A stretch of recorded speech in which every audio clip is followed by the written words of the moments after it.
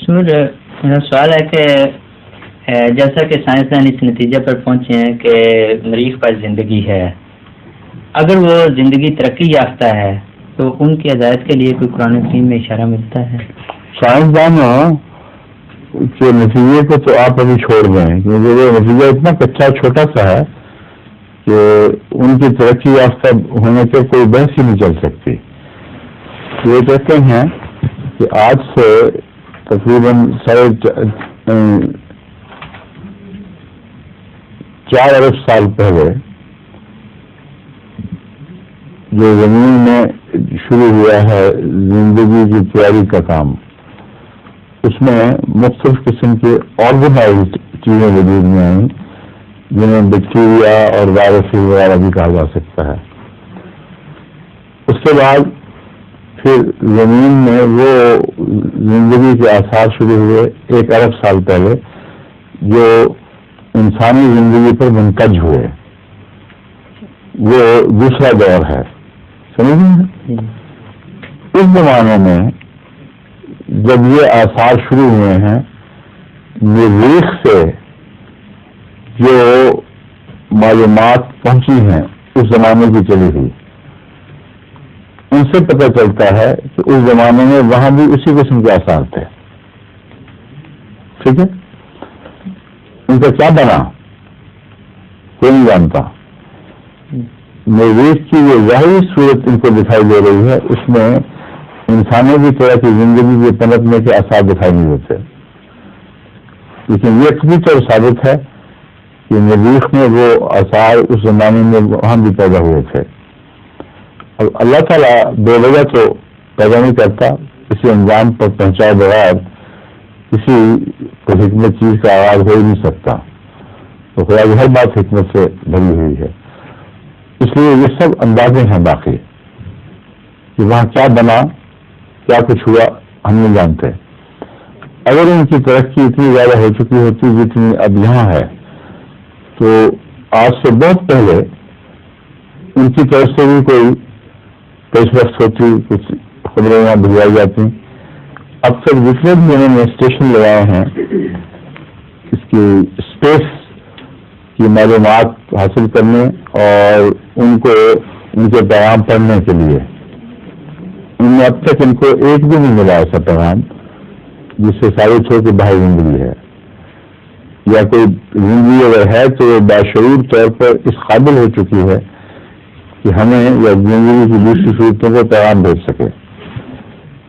ایک بار یہ دھوکہ پیدا ہوا تھا، اور کیونکہ وہ جو سگنلز آ رہے تھے وہ ایسے سگنلز تھے جیسے مارس کوڈ کے سگنلز ہوں، اور ان میں ایک ریگولر ایک باقاعدہ ایک صورت پائی جاتی تھی، تنظیم پائی جاتی تھی. اس کو سائنسدان بہت خوش ہوئے کچھ عرصے کے لیے صرف، مگر بعد میں ثابت ہوا کہ یہ جو بہت دور کے سیارے ہیں جن میں ایکس ریز پیدا ہوتی ہیں، ان کا جو پیٹرن ہے وہ چونکہ بعض گھوم رہے ہیں، اس لیے کبھی وہ ایکس ریز اس طرف ہوتی ہیں کبھی اس طرف ہوتی ہیں، اور بعض چھوٹے اتنے تیز گھومتے ہیں خاص طور پر ڈوارف ستارے کہ وہ باقاعدہ پیٹرن دکھائی دیتا ہے، بیپ بیپ بیپ بیپ. حالانکہ وہ بیپ بیپ جو ہے وہ ان کے گھومنے کی وجہ سے اور رخ بدلنے کی وجہ سے ہے. تو اس قسم کی بعض اور شہادتیں ملنے کے بعد انہوں نے یہ خیال چھوڑ دیا یہ کسی باشعور ہستی کی طرف سے اشارے ہیں. یہ ہے ان کا مبلغ علم اب تک. لیکن کس دریافت میں جس کو آپ نے کچھ زیادہ بڑھا کر بیان کیا، اس دریافت میں یہ بہرحال امکان پیدا کر دیا کہ یہ کہنا درست نہیں کہ صرف دنیا ہی میں زندگی کے آثار پیدا ہوئے تھے، اور جگہ ہوئے بھی اور ہو سکتے ہیں. ٹھیک ہے. پھر زمین کے اندر جو گہری چھان بین کی گئی ہے اس میں ایسی جگہ بھی زندگی کے آثار ملے ہیں جہاں ٹیمپریچر بہت ہائی ہیں اور بظاہر وہاں کچھ نہیں ہونا چاہیے، وہاں بھی زندگی کی بات کس میں پائی گئی ہے.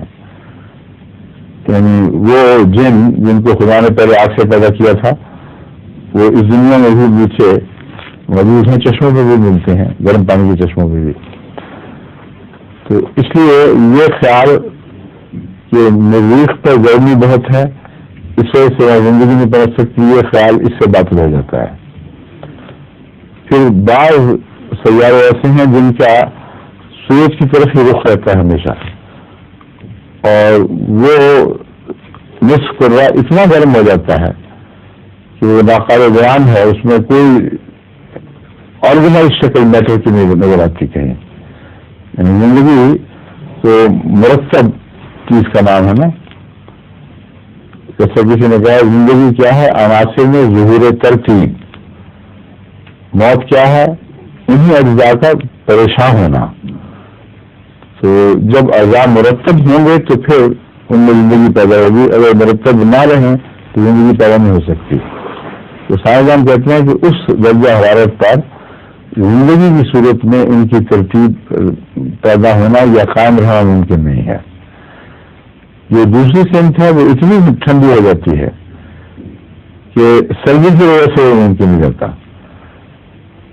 یہ اب تک کی جو معلومات ہیں یہ بھی اس قسم کی بہت سی معلومات اکٹھی ہو رہی ہیں, لیکن اس بات کو نظر انداز نہیں کیا جا سکتا کہ ان جگہوں میں زمین دوز زندگی ہو, جس طرح کہ یہاں زمین دوز زندگی ہے, اور زمین دوز زندگی کے لیے مختلف ٹیمپریچر ممکن ہے وہاں.